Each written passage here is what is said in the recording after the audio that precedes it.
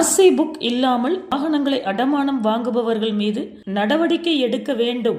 Erode auto consulting association சார்பாக மாவட்ட ஆட்சியரிடம் கோரிக்கை மனு.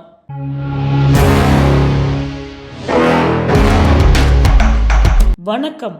இன்றைய செய்திகள். ஈரோடு மாவட்ட ஆட்சியர் அலுவலகத்தில் மனுநீதி நாள் அன்று ஈரோடு மாவட்ட 2 சக்கர வாகன ஆட்டோ கன்சல்டிங் அசோசியேஷன் சார்பாக மனு அளிக்கப்பட்டது. மனுவில் ஈரோட்டில் கடந்த சில வருடங்களாக பல பேர் 2, 4 சக்கர வாகனங்களை முறையான ஆர்சி புக் இல்லாமல் வாகனங்களை மட்டும் அடமானமாக வாங்கிக் கொண்டு அதிக வட்டியும் பெற்றுக்கொண்டு வாடிக்கையாளர்களை அவர்களுக்கும் தவணை கட்ட விடாமல் எங்களுக்கும் தவணை கட்ட விடாமல் மிகவும் இக்கட்டான சூழ்நிலையில் கொண்டு போய் விடுகின்றனர். விஷயம் தெரிந்து நாங்கள் கேட்டால் எங்களிடம் எதுவும் இல்லை என்று பொய் சொல்லி எங்களையும் அலைக்கழிக்கின்றனர். இதனால் முறையாக சட்டத்திட்டத்திற்குட்பட்டு தொழில் நடத்தும் எங்கள் வாழ்வாதாரம் மிகவும் பாதிக்கப்படுகின்றது.